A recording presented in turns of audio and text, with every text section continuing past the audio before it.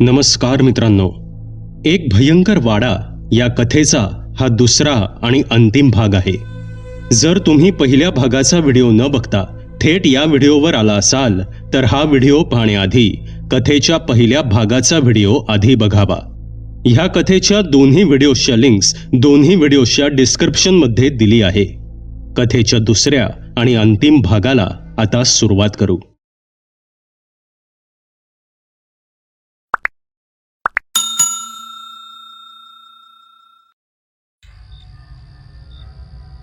त्याचं हे वाक्य ऐकून मी चक्रावून गेलो. कोणती अट? मी विचारलं. तुम्ही जेव्हा इथे या गावात आला होतात तेव्हा आल्या आल्या तुम्ही त्या वाड्यावर गेला होतात. तुम्ही वाड्याचा दरवाजा खटखटावला होता आणि तोही एकदाच. हीच तिथे जाण्याची पहिली अट आहे. एवढं बोलून नाम्या एकदम तिथून निघून गेला. अंधारात कुठेतरी तो गायब झाला. मी खिडकीच्या बाहेर अंधारात डोळे फाडून फक्त बाहेर पाहत बसून राहिलो. मग अचानक डोळ्यांवर भारीपणा जाणवू लागला आणि मी आपले डोळे बंद केले. नाम्या माझ्या मनात फक्त प्रश्न सोडून गेला होता आणि त्याचाच विचार करता करता माझा डोळा लागला. त्या रात्री रात्रभर मला कोणाच्या तरी रडण्याचा आवाज येत राहिला. मी जेव्हा जेव्हा डोळे उघडून पाहायचो तेव्हा तो आवाज एकदम थांबायचा. नाम्या गेल्यापासून मला आणखीनच विचित्र वाटू लागलं होतं. दुसऱ्या दिवशी मी उशिरा उठलो आणि उशिराच ऑफिसला गेलो. झोप पूर्ण न झाल्यामुळे मला सारख्या डुलक्या येत होत्या. पुढचे 4-5 दिवस माझी हीच अवस्था होती. रात्रभर कोणाचा तरी रडण्याचा आवाज मला ऐकू यायचा आणि प्रत्येक वेळी मी उठून पाहायचो तर आसपास कोणीच नसायचं. मी काय करू काहीच समजत नव्हतं. असं वाटत होतं की जणू हळूहळू मी सुद्धा वेडा होत चाललोय. या दरम्यान मी नाम्याला बऱ्याच वेळा बऱ्याच ठिकाणी फक्त उभं राहिलेलं पाहिलं होतं. कदाचित तो माझ्या उत्तराची वाट पाहत असावा. आणि एके रात्री पुन्हा तेच झालं. मी गाढ झोपेत होतो आणि मला माझ्या शरीरावर काहीतरी रेंगाळताना जाणवलं. शरीरावर काहीतरी ओझं असल्यासारखं वाटू लागलं. मला प्रत्येक रात्री हा भास व्हायचा आणि याच कारणामुळे माझी झोपसुद्धा कमी झाली होती. त्या रात्रीसुद्धा असंच झालं. मला माझ्या शरीरावर काहीतरी रेंगाळताना जाणवलं आणि मी एकदम माझे डोळे उघडले तर मला दिसलं की माझ्या शरीरावर एक लहान मूल रेंगाळत होतं आणि रेंगाळता रेंगाळता ते एकदम माझ्याकडे नजर रोखून पाहू लागलं. अचानक त्याच्या रडण्याचा आवाज खोलीत घुमू लागला. मी दचकून तिथून बाजूला झालो आणि खाली पडलो. मी स्वतःला सावरलं आणि पलंगाकडे पाहिलं तर आता तिथे काहीच नव्हतं. ही मुलाची काय भानगड आहे? हे कोणाचं मूल आत्ता मला दिसलं? कुठून आलं? मला काहीच समजत नव्हतं. असेच दिवस जात होते. मला माझ्या आसपास बऱ्याच वेळा रात्री एक मूल असल्याचं जाणवायचं आणि रोज रात्री मला त्या मुलाच्या रडण्याचा आवाज ऐकू यायचा. आज सुद्धा ऑफिसमधून थकून मी परतलो होतो. रात्र झाली होती. मी जेवण उरकून झोपायचा प्रयत्न करत होतो.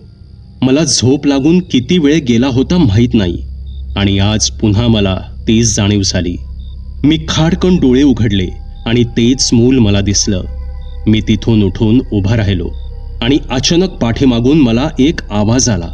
मी वळून खिडकीच्या दिशेने पाहिलं आणि मला खूप राग आला. मी तडक खिडकीपाशी गेलो. माझ्यासोबत हे सगळं काय चाललंय? तू माझ्यासोबत हे काय केलंयस? मला बऱ्याच दिवसांपासून झोप येत नाहीये. झोप आली की आवाज ऐकू येतात. मी वेडा होऊन जाईन नाम्या. तुला समजत नाहीये का की मला खजिना नकोय? मला फक्त सुखानं जगू देत. खिडकीच्या बाहेर नाम्या उभा होता आणि मी नाम्यावर ओरडत होतो. माझं बोलणं ऐकून तो गुपचूप तिथून निघून गेला आणि जसा तो निघून गेला तेव्हा त्या रात्री खूप दिवसांनी मला शांत झोप लागली. त्या दिवसांनंतर मला कोणताही वाईट भास झाला नाही. सगळं काही अचानकपणे थांबलं होतं. एके दिवशी सुट्टी टाकून सकाळी मी माझ्या गावी निघून गेलो. विचार केला की घरच्यांसोबत काही दिवस घालवीन, मन शांत होईल आणि तसंच झालं. मी काही दिवस घरच्यांबरोबर घालवले. तसं मला खूप छान वाटलं. काहीच दिवसात माझी सुट्टी संपली आणि मी पुन्हा नोकरीच्या गावी परत आलो. गावातून परत आल्यानंतर मी पुन्हा एकदा तरतरीत होऊन कामाला लागलो. पुढचे 2-4 दिवस इतकं काम होतं की माझं सगळं लक्ष, माझा सगळा वेळ कामातच गेला. सगळे रेकॉर्ड्स शोधण्यात आणि त्याची पडताळणी करण्यात माझा सगळा वेळ जात होता. 4-5 दिवसानंतर मला जाणवलं की इतक्या दिवसात नाम्या मला कुठेच दिसला नाही, किंवा कदाचित मीच कामात व्यस्त होतो, त्यामुळे त्याच्याकडे माझं लक्ष गेलं नसेल. एके रविवारी सकाळी सोपान जेवण घेऊन माझ्या घरी आला. तसं मी त्याला बसण्यास सांगितलं. अरे सोपान, बरेच दिवस झाले नाम्या दिसला नाही मला, मी विचारलं. नाम्याचं नाव ऐकताच सोपानच्या चेहऱ्याचा रंग उडाला आणि त्याने गंभीर स्वरात म्हटलं, नाम्याबद्दल तर मी तुम्हाला सांगायलाच विसरलो. नाम्या गेला. नाम्याचा मृत्यू झाला. तुम्ही इथून तुमच्या गावी गेला होतात त्याच्या 2 का 3 दिवसांनंतर लगेचच तो गेला. सोपानचं बोलणं ऐकून मी हादरलोच. काय? कसं झालं हे? मी घाबरून आश्चर्यचकित होऊन विचारलं.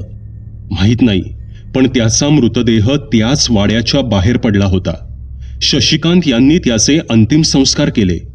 नाम्याबद्दल ऐकून मला खूप वाईट वाटलं. इतक्यात सोपानने पुढे म्हटलं, तुम्हाला अजून एक गोष्ट सांगायची होती. एक दिवस एक अजब गोष्ट घडली होती. नाम्या त्या संध्याकाळी मला रस्त्यात भेटला होता. तो नेहमीप्रमाणेच बोलत होता. त्याच्या बोलण्यावरून असं कधीच वाटलं नाही की तो आजारी वगैरे आहे किंवा त्याचं काही बरे वाईट होण्याची शक्यता आहे.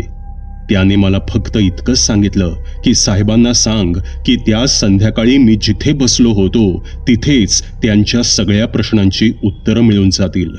आणि एवढं बोलून तो पुन्हा वेड्यासारख्या हरकती करू लागला आणि धावतच तिथून निघून गेला.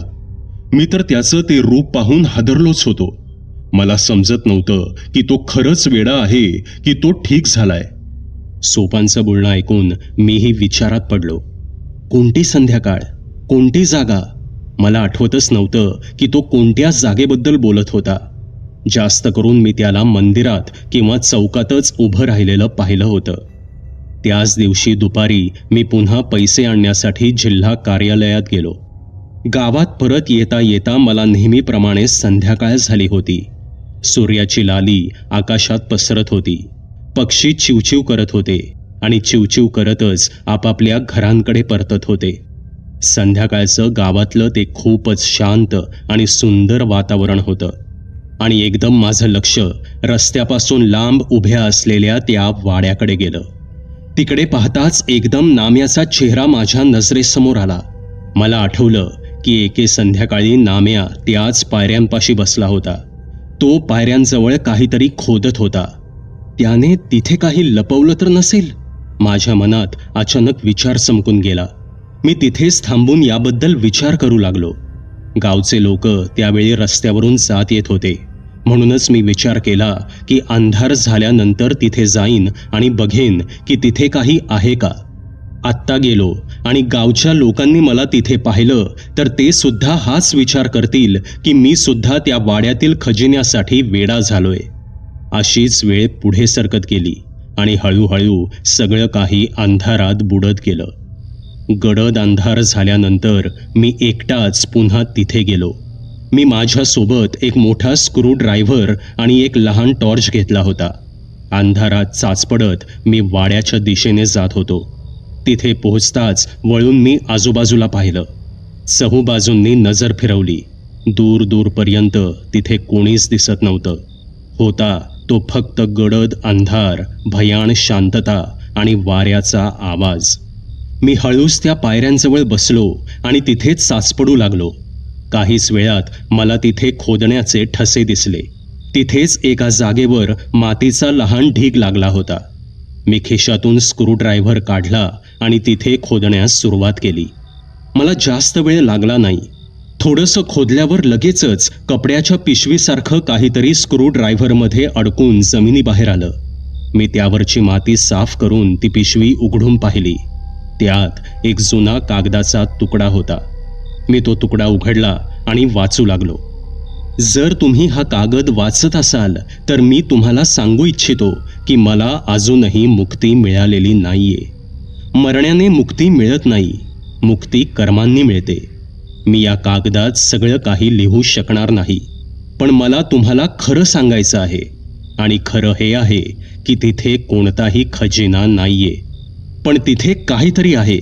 पण ते काय आहे हे सुद्धा मी तुम्हाला सांगू शकत नाही, कारण हीच अट आहे. मी जर तुम्हाला त्याबद्दल सांगितलं तर तुम्ही ते कधीच शोधू शकणार नाही किंवा ते तुम्हाला कधीच मिळणार नाही. बस इतकंच सांगतो की जे काही इथे होतं ते सगळं जळून खाक झालंय. मी सगळं काही जाळून टाकलं होतं, माझ्या कुटुंबाला सुद्धा. पण इथे काहीतरी असं आहे जे मुक्तीसाठी तरसत आहे, अगदी माझ्यासारखंच. बाकी तुमचे जे काही प्रश्न असतील त्या सर्व प्रश्नांची उत्तरं तुम्ही माझा सर्वात जवळचा मित्र शशिकांत याला विचारू शकता.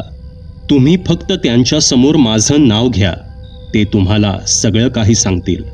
आता हे तुमच्यावर आहे की तुम्हाला पुढे काय करायचंय.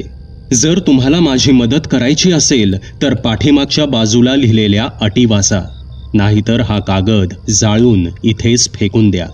असा मजकूर त्या कागदावर लिहिला होता. मी तो कागद उलटला आणि त्यावर लिहिलेल्या अटी वाचू लागलो. पहिली अट, सर्वात आधी फक्त एकदाच त्या वाड्याच्या दरवाजाची कडी वाजवायची आहे. मग थोडी वाट पाहायची. आतून पावलांची चाहूल ऐकू येईल, म्हणजेच कोणीतरी आतून चालत दरवाजापर्यंत येईल. पण त्या आवाजाने घाबरायचं नाही, बस शांत उभं राहायचं. दुसरी अट, ही गोष्ट कायम लक्षात ठेवा की जर तुम्हाला हे सर्व करायचं नसेल, परत फिरायचं असेल, तर दोनदा कडी वाजवण्यापूर्वी तुम्ही परतू शकता. पण जर तुम्ही दोनदा कडी वाजवलीत तर त्यानंतर तुम्ही मागे हटू शकत नाही. तिथले सर्व वाईट आत्मे तुमच्या पाठीमागे लागतील, ते तुमचा जीव घेतील.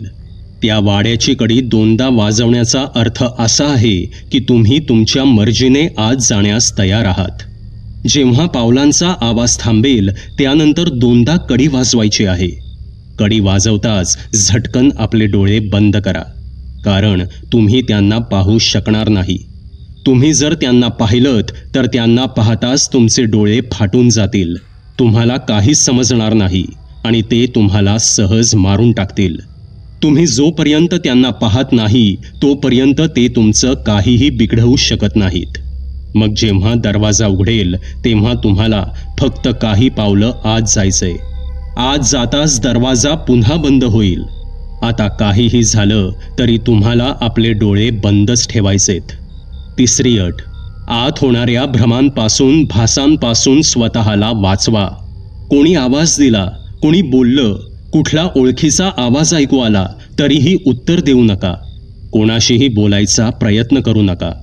तुम्हाला फक्त चालत राहायचंय. तुम्हाला तोपर्यंत चालत राहायचं आहे जोपर्यंत एक मोठी लाकडी पेटी तुम्हाला मिळत नाही. त्या पेटीमध्ये एक खूप छान वस्तू आहे. तुम्हाला फक्त ती वस्तू त्या वाड्याबाहेर घेऊन यायची आहे. कदाचित असंही होऊ शकतं की तुम्हाला ती पेटी मिळाल्यानंतर तुम्हाला भ्रमसुद्धा होऊ शकतो. तुम्हाला शंका येऊ शकते की नक्की ही तीच पेटी आहे का जी तुम्ही शोधत आहात. पण एक गोष्ट लक्षात ठेवा, इथे तुम्हाला तुमच्या आतला आवाजच सांगेल की हो, ही तीच वस्तू आहे, ही तीच पेटी आहे जी तुम्ही शोधत आहात. आणि त्यानंतर तुम्ही आपले डोळे उघडू शकता.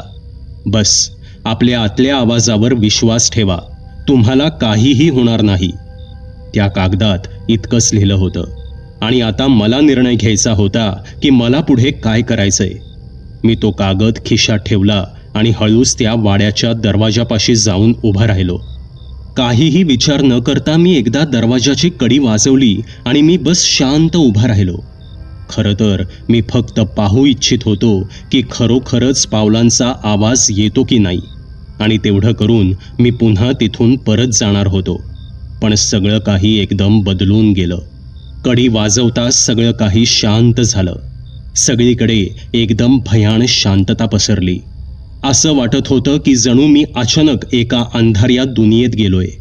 पुढच्याच क्षणी त्या भयान शांततेत मला आतून येणाऱ्या पावलांचा आवाज ऐकू येऊ लागला. तो आवाज अगदी तसाच होता जसं नाम्यानं सांगितलं होतं. आणि आतून येणारा तो आवाज ऐकून माझा धीर खचला, माझी हिंमत खचली. आणि त्या क्षणी मी तिथून निघणारच होतो की अचानक मला माझ्या पाठीमागे काहीतरी जाणवलं. माझ्या मागे कोणीतरी उभं होतं. मला त्याचे श्वास ऐकू येत होते, पण मागे वळून पाहण्याची माझ्यामध्ये हिंमत नव्हती. मी खूप घाबरलो होतो आणि त्याच क्षणी एक अजब घाबरवून टाकणारा आवाज माझ्या कानांवर पडला. मागे पाहू नकोस. माझ्याकडे पाहशील तर तू मरून जाशील. दुसरी अट पूर्ण कर. हा तोच आवाज होता जो मी माझ्या स्वप्नात ऐकला होता. माझं शरीर आता थरथर कापू लागलं. असं वाटलं की जणू मी आता या चक्रात फसलो आहे. मला माझ्या खांद्यांवर एक हात पडलेला जाणवला. माझ्या खांद्यावर तो सडलेला कुजलेला हात होता. लांब आणि काळी पडलेली नखं होती. यावेळेस तो हात बाजूला करण्याची माझी हिंमत नव्हती, कारण हे सत्य होतं. मी भीतीपोटी आधीच आपले डोळे बंद करून घेतले होते आणि कसे कोण जाणे, पण मी आता दुसऱ्यांदा कडी वाजवली. आता मी इच्छा असून सुद्धा परत फिरू शकत नव्हतो. कर्र कर्र असा आवाज त्या भयाण शांततेत घुमू लागला. वाड्याचा दरवाजा आता उघडला होता. मी 4-5 पावलं आत गेलो आणि दरवाजा आपोआप बंद झाला. एक मोठा आवाज झाला. दरवाजा बंद होताच सगळे आवाज हवेत जणू विरघळून गेले. सगळीकडे पुन्हा भयाण शांतता पसरली. उन्हाळ्याचे दिवस असून सुद्धा आसपासचं वातावरण एकदम थंड पडलं होतं. मी वेड्यासारखा बंद डोळ्यांनी फक्त चाचपडत होतो. माहीत नाही तिथे आसपास काय होतं. मला कुठं जायचं होतं, काय करायचं होतं, काहीच माहीत नव्हतं. पण मी जवळजवळ अर्ध्या तासापर्यंत त्याच एका जागेवर उभा होतो. असं वाटत होतं की इथे काहीच नाहीये. म्हणजे त्या पत्रात लिहिलं होतं तसं इथे काहीच जाणवत नव्हतं. मी हळूच आपलं एक पाऊल पुढे टाकलं. जसं मी पाऊल टाकलं तसं एका हलक्या आवाजाने माझं लक्ष वेधून घेतलं. माझ्या आसपास एखादा डास किंवा एखादा कीटक होता जो माझ्या कानांपाशी फिरत होता. मी त्या आवाजाचा अंदाज घेऊन त्याला हाताने झटकू लागलो आणि अचानक पुन्हा सगळं काही शांत झालं. आणि त्या क्षणी एक पुसटसा हसण्याचा आवाज मला ऐकू आला आणि हळूहळू तो त्या भयाण शांततेत विरून गेला. माझं शरीर एकदम थंड पडलं. बऱ्याच वेळानंतर मला माझ्या आसपास काहीतरी जाणवलं होतं, पण ते काय आहे ते काही समजत नव्हतं. मी काही वेळ त्याच जागेवर उभा राहिलो. आता मला लांब कुठून तरी एक गुणगुणण्याचा आवाज ऐकू येऊ लागला. माझे डोळे बंद असल्याने मी काही पाहू शकत नव्हतो, फक्त अंदाज बांधू शकत होतो. तो एका स्त्रीचा आवाज होता. देवा, हे मी कुठे फसलो? माझ्या मनात विचार चमकून गेला. अहो साहेब, तुम्ही इथे काय करताय? चला, शशिकांत साहेबांनी तुम्हाला बोलवलंय. मी कधीपासून तुम्हाला शोधतोय. तुम्ही बरोबर बोलत होतात. हे भूत बीत काही नसतं. असे शब्द मला माझ्या पाठीमागून ऐकू आले.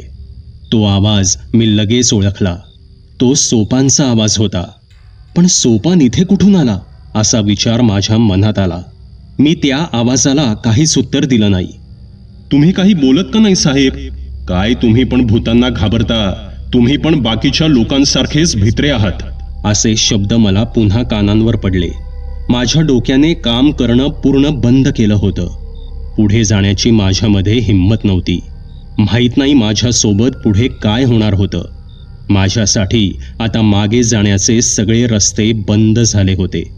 स्वतःचा जीव वाचवण्याचा फक्त एकच मार्ग होता आणि तो म्हणजे ती पेटी शोधणं आणि त्यामध्ये जी काही वस्तू आहे ती घेऊन वाड्याबाहेर निघून येणं. बऱ्याच वेळानंतर हिंमत करून मी पुन्हा पुढे पाऊल टाकलं. तिथल्या प्रत्येक आवाजाने माझं शरीर शहारून जात होतं. मला होणारा प्रत्येक भास मला घाबरवत होता. पण मी हळूहळू चालतच राहिलो. तिकडे नाही, जी पेटी तू शोधत आहेस ती तुझ्या उजव्या बाजूच्या खोलीत आहे, असे शब्द माझ्या कानांवर पडले. हा एका स्त्रीचा आवाज होता आणि अचानक कोणीतरी माझा हात पकडला. माझं पूर्ण शरीर एकदा पुन्हा थरथर कापून उठलं. आधीपासूनच बंद असलेले डोळे मी आणखी घट्ट बंद करून घेतले. तो हाताचा स्पर्श एकदम विचित्र होता. तो हात खडबडीत आहे असंच जाणवत होतं. पण मी थरथरत आपल्या जागेवर तसाच उभा राहिलो. मी 1 इंचही हललो नाही. चल माझ्यासोबत, मी तुला खरा खजिना मिळवून देते. असे शब्द पुन्हा माझ्या कानांवर पडले, पण मी त्या आवाजाला काहीच उत्तर दिलं नाही. मी भीतीपोटी फक्त जोरजोरात श्वास घेत राहिलो. हळूहळू त्या हाताची पकड सैल होत गेली. आता माझ्यामध्ये थोडी हिंमत आली होती. इतक्या वेळात मी इतकं तर समजून गेलो होतो की हे सगळे फक्त मला घाबरवत आहेत, बाकी काहीच करत नाहीयेत. जोपर्यंत मी माझे डोळे उघडत नाही, जोपर्यंत मी त्यांच्या बोलण्याला काही उत्तर देत नाही, तोपर्यंत कदाचित हे माझं काहीच वाकडं करू शकत नाहीत, असा विचार माझ्या मनात आला. मी पुन्हा काही पावलं पुढे गेलो. तुला आम्हाला घाबरण्याची काही गरज नाही. आम्ही काही तुझे शत्रू नाही. तुला जे काही पाहिजे ते तू घेऊन जाऊ शकतोस. आम्ही तुला काहीच करणार नाही. फक्त एकदा तू तुझे डोळे उघड, तेव्हाच आम्ही तुला योग्य रस्ता दाखवू शकतो. असे शब्द माझ्या कानांवर पडले. यावेळेस हा आवाज एका वृद्ध माणसाचा होता, पण मी माझ्या मुठी आवळल्या. माझ्या डोळ्यांच्या भावल्या आतल्या आत वेगाने हलत होत्या. मी त्याला काहीच प्रतिसाद देत नव्हतो. तसे त्या म्हाताऱ्याचा आवाज आता वाढला. त्या म्हाताऱ्याने पुढे ओरडत म्हटलं, तुला आमची भीती वाटत नाही? तुला मृत्यूचीही भीती वाटत नाही? मी माझे दोन्ही हात जोडले आणि मनातल्या मनात देवाचं नाव जपू लागलो. देवाला प्रार्थना करू लागलो. मला पुन्हा एक हलका हसण्याचा आवाज ऐकू आला. ज्या प्रकारे तू ती पेटी शोधण्याचा प्रयत्न करतो आहेस, तसे तर ती पेटी तुला कधीच मिळणार नाही. असाच शोधता शोधता तुझा जीव इथेच जाईल.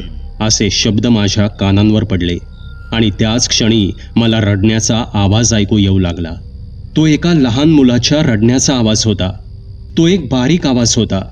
मी 2-4 पावलं त्या आवाजाच्या दिशेने टाकली आणि तो आवाज लक्षपूर्वक ऐकण्याचा मी प्रयत्न करू लागलो.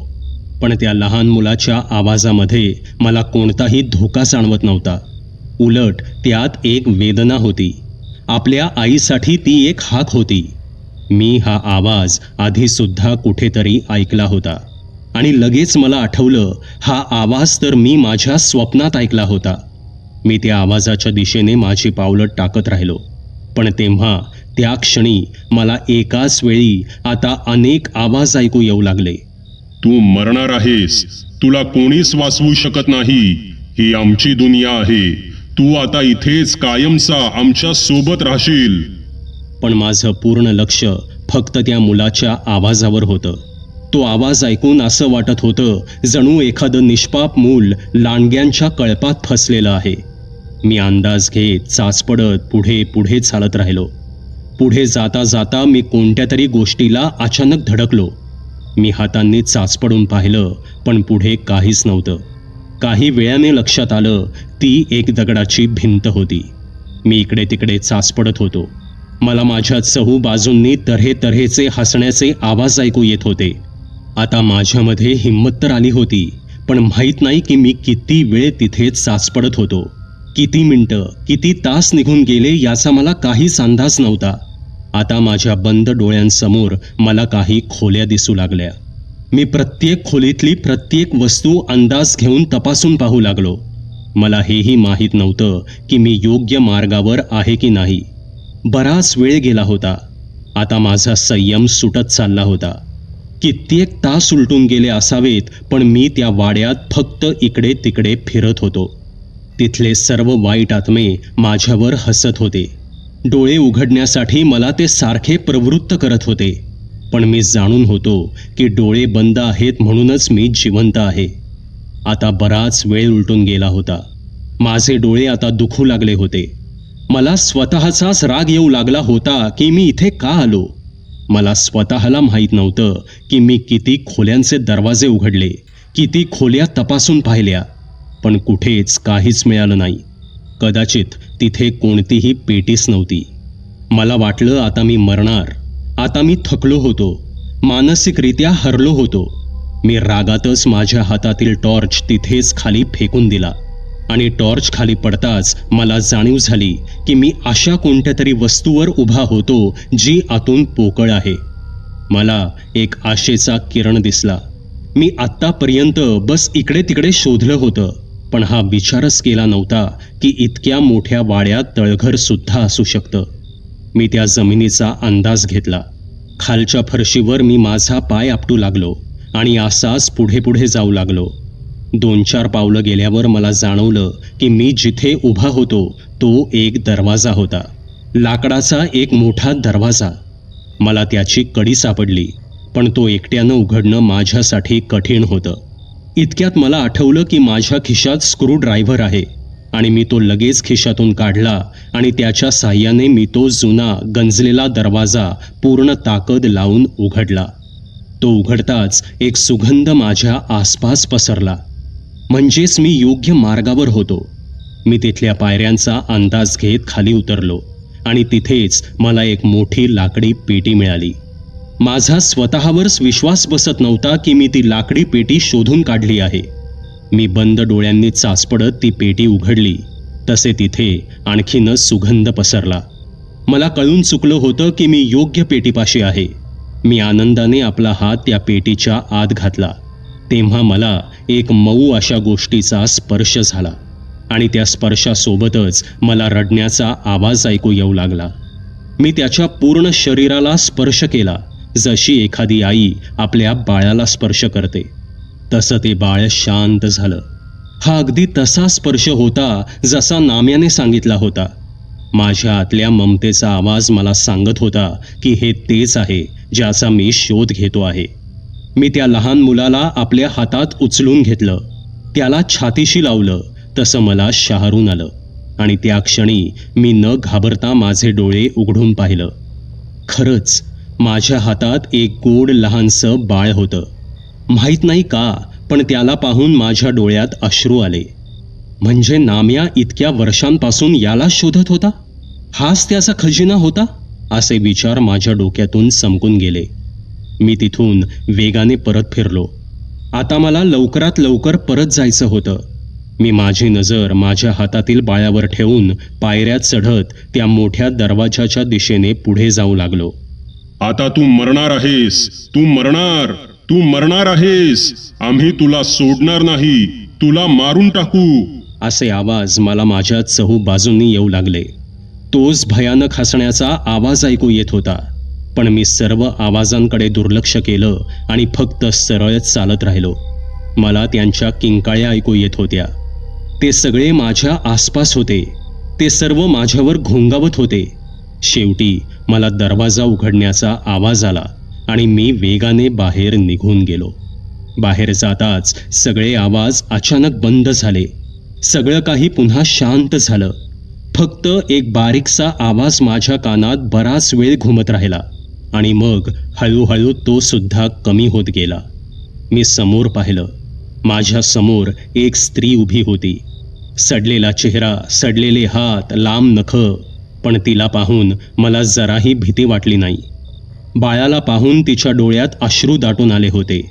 तिने आपले दोन्ही हात पुढे केले. मी ते बाळ तिच्या हातात दिलं. बाळाला छातीशी लावून ती हुंदके देऊन रडू लागली आणि पाहता पाहता तिचा हात, तिचं शरीर सगळं काही बदलू लागलं. पाहता पाहता तिचं रूप एका सुंदर स्त्रीमध्ये बदललं. मी पाहिलं की तिथून थोड्याच अंतरावर नाम्या उभा होता. त्याच्या चेहऱ्यावर एक आनंदाचं हसू होतं. त्याने मला पाहून दुरूनच आपले दोन्ही हात जोडले आणि माझे आभार मानले. पण ते सगळं दृश्य पाहून माझं मन भरून आलं होतं. सकाळच्या उगवत्या सूर्याच्या किरणांच्या प्रकाशात नाम्या, ती स्त्री आणि त्या लहान बाळाची सावली विरघळत गेली, एखाद्या चमकत्या सोन्यासारखी. आणि एक तीव्र प्रकाश माझ्या आसपास पसरला. त्या प्रकाशात मला काहीच दिसत नव्हतं. मी शांत मनाने तिथेच पायऱ्यांवर बसून राहिलो. माझं संपूर्ण शरीर कोळशासारखं काळं पडलं होतं. बऱ्याच वेळानंतर मी त्याच अवस्थेत शशिकांत यांच्या वाड्यावर गेलो. त्यांच्या घराचा दरवाजा उघडाच होता. ते आपल्या खोलीत आरामखुर्चीवर बसले होते. त्यांचं लक्ष माझ्याकडे नव्हतं, पण कदाचित त्यांना समजलं होतं की मी दरवाजापाशी उभा आहे. मी इथे का आलो आहे हे त्यांनी जाणलं होतं आणि माझ्याकडे न पाहताच ते म्हणाले, "आत या." तसे मी त्यांच्याजवळ असलेल्या दुसऱ्या खुर्चीवर बसलो. त्यांनी काही क्षण डोळे बंद केले आणि मोठा श्वास घेत म्हणाले, खूप वर्ष उलटून गेली आहेत या घटनेला. मी ही घटना कधीच कोणाला सांगितलेली नाही. माझ्याशिवाय कोणाला माहीतही नाही की तिथे नक्की काय झालं होतं. नाम्या माझा खूप चांगला मित्र होता. तो गरीब होता पण प्रामाणिक होता. आम्ही दिवसभर सोबत राहायचो, फिरायचो, मजा करायचो. पण घरात कोणालाच माहीत नव्हतं की त्याने चोरून कोणाच्या न कळत माझ्या बहिणीशी लग्न केलं होतं. मला सुद्धा याबद्दल काहीच माहीत नव्हतं. शांती नाव होतं तिचं. ते दोघे एकमेकांवर खूप प्रेम करायचे. त्या दिवसात आम्ही सगळे कुटुंबीय त्याच वाड्यात राहायचो. एक दिवस अचानक समजलं की शांती गरोदर आहे आणि तेव्हा पूर्ण परिवाराला त्यांच्या नात्याबद्दल समजलं. पण वेळ हातातून निघून गेली होती. संपूर्ण परिवाराने नाम्या आणि शांतीच्या नात्याला कडक विरोध केला. गावात कोणाला काही समजू नये म्हणून घरच्यांनी शांतीला एका खोलीत बंद करून ठेवलं. अखेर शांतीने त्याच खोलीत एका बाळाला जन्म दिला. इकडे नाम्या शांतीला भेटण्यासाठी तडफडत होता. मला शांतीशी फक्त एकदा बोलू देत असं सांगून तो घरच्यांची मनधरणी करत होता. पण घरच्यांना आपल्या धनदौलतीचा माज होता, गर्व होता. त्यावेळी घरात काय चाललं आहे हे मला माहीत नव्हतं, कारण घरच्यांनीच मला घराबाहेर पाठवून दिलं होतं. मी बऱ्याच दिवसांसाठी काही कामानिमित्त घराबाहेर होतो. इच्छा असून सुद्धा मी त्यांची मदत करू शकत नव्हतो. घरचे विचार करायचे की गाववाले काय म्हणतील, लोक काय म्हणतील. आणि अचानक एक दिवस मला बातमी मिळाली की शांतीचा मृत्यू झाला आहे. घरच्यांनी गुपचूप तिचे अंतिम संस्कार सुद्धा करून टाकले होते. मी ती बातमी ऐकून परत घरी आलो. पण कोणीच काही सांगायला तयार नव्हतं की तिच्या सोबत नक्की काय झालं होतं, तिच्या बाळासोबत काय झालं होतं. पण कुठून तरी नाम्याला या गोष्टीची खबर लागली आणि त्या रात्री नाम्या घरच्यांना भेटायला आपल्या बाळाला घ्यायला घरी आला. घरात आला, पण घरच्यांचा गर्व शांतीच्या मृत्यूनंतर सुद्धा कमी झाला नव्हता. नाम्या त्यांच्या समोर भीक मागत राहिला, बाळासाठी गयावया करत राहिला, पण कोणीच त्याला काहीच सांगितलं नाही. मलाही फक्त इतकंच माहीत होतं की घरच्यांनी बाळाला कुठेतरी लपवून ठेवलंय, पण कुठे ते कोणीच सांगत नव्हतं. नाम्याने रागाच्या भरात घरात सगळीकडे शोधलं, पण त्याला त्याचं बाळ कुठेच मिळालं नाही. रागात तो माझ्या परिवारावर ओरडू लागला. त्यांना मारण्याची, जाळून टाकण्याची धमकी देऊ लागला. तेव्हा घरच्यांनी त्याची चेष्टा केली आणि त्याला सांगितलं की शांतीसोबतच त्यांनी त्या नात्याचा आणि त्या बाळाचेही अंतिम संस्कार करून टाकले आहेत. हे ऐकून नाम्या रागाने लाल बुंद झाला. तो रागातच तिथून निघून गेला. त्या रात्री त्याने मला निरोप पाठवला आणि गावाबाहेर भेटायला बोलावलं. मीही गुपचूप त्याला भेटायला गेलो. विचार केला की त्याला समजावून सांगेन, त्याचा राग शांत करेन. मला त्याला सांगायचं होतं की त्याचं बाळ जिवंत आहे आणि ते कुठे आहे हे आपण मिळून शोधून काढू. आणि मी गावाबाहेर त्याची वाट पाहत राहिलो. पण त्या रात्री त्याने वाड्याला बाहेरून कुलूप लावलं आणि पूर्ण वाड्याला आग लावली. वाडा जळत होता, राख होत होता. मी त्याचा मित्र होतो फक्त म्हणूनच त्याने मला घराबाहेर ठेवलं होतं, मला वाचवण्यासाठी. आणि जेव्हा तो मला भेटला तेव्हा मी त्याला सांगितलं की बाळ हवेलीतच आहे, जिवंत आहे. त्याला कुठेतरी लपवून ठेवलंय. कुठल्या तरी एका पेटीमध्ये ते बाळ लपवलं आहे, जे की मला आजच माहीत पडलंय. पण आम्ही जेव्हा त्या वाड्यावर परतलो तोपर्यंत सगळं काही जळून खाक झालं होतं. त्या रात्री तो वेदनेने रडत राहिला, किंचाळत राहिला. त्याने नकळतपणे आपल्या स्वतःच्याच बाळाला वाड्यासोबत जाळून टाकलं होतं. या गोष्टीने तो पार वेडा झाला. त्या दिवसानंतर आम्ही पुन्हा कधीच भेटलो नाही. भेटलो तरी कधी बोललो नाही. मी त्याचं दुःख समजू शकत होतो, पण आता माझं दुःख त्याच्यापेक्षा मोठं होतं. मी माझ्या संपूर्ण परिवाराला गमावलं होतं. फक्त एकदा त्याने मला सांगितलं होतं की शांतीचा आत्मा त्याला दिसतो. ती वाड्याच्या आत जाण्यासाठी तडफडत आहे. आपल्या बाळाला भेटण्यासाठी ती तडफडत आहे. पण ते लोक आज सुद्धा तिथेच आहेत. त्या सर्वांचे आत्मे तिथेच आहेत आणि ते तिला आणि मला आज जाऊ देत नाहीयेत. गावचे लोकही तिथल्या वाईट अनुभवांबद्दल जाणून होते आणि कोणीही तिथे जाण्यास तयार होत नसत. मी सुद्धा त्याला मदत करण्यास नकार दिला होता.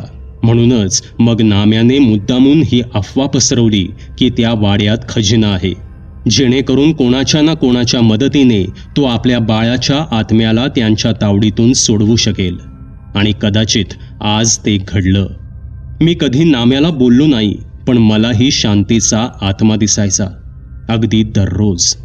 आज पहिल्यांदाच ती मला दिसली नाही आणि तेव्हा कुठे मला जाणीव झाली की कदाचित तिच्या आत्म्याला आता मुक्ती मिळाली आहे. आणि तुला इथे पाहून मला त्याची पूर्ण खात्री पटली. एवढं बोलून शशिकांत शांत झाले. खिडकीच्या बाहेर लांब शून्यात पाहत ते बसून राहिले. शशिकांत यांचं हे सगळं बोलणं ऐकल्यानंतर मी एक शब्दही बोललो नाही आणि मी गुपचूप तिथून उठून निघून आलो. आज खूप दिवसांनंतर मी माझी सुखाची झोप पूर्ण करणार होतो. मित्रांनो, ही भय कथा तुम्हाला कशी वाटली ते कॉमेंटमध्ये नक्की सांगा. पुन्हा भेटूयात अशाच एका भयकथेसोबत. धन्यवाद. सबस्क्राईब करा एटी स्टोरी टेलर चॅनलला आणि बेल आयकन दाबून ऑलवर क्लिक करा आमचे व्हिडिओज सगळ्यात आधी बघण्यासाठी.